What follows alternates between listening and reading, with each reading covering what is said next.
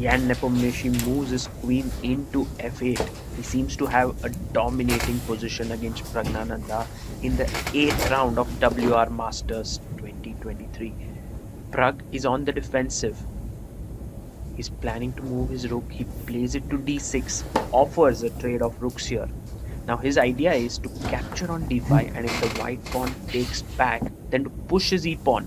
That's the reason why Nepo moves his rook away from d5 so that there are no such discovered checks from the queen on c7 to the king on h2. But rook b5 now keeps the pressure on the b7 pawn. What does Praggnanandhaa do? He has time. He goes knight to e7. But isn't this a blunder? Just imagine if the bishop comes to b4 and attacks the rook and also the knight. Wouldn't it just put black in a tremendously passive position? Nepo thinks for a bit and moves his bishop there. What has Pragg prepared?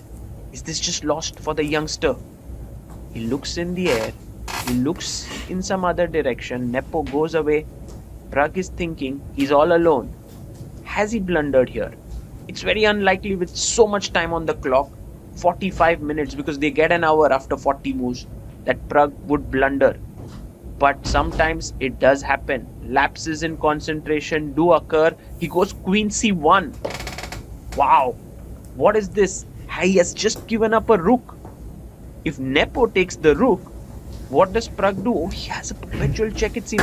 Nepo enters there. He looks at Pragg with a look that, oh, you found that move. It seems like an ingenious defense that Pragg has come up with. And now Nepo settles down in the chair, and there he's not so happy.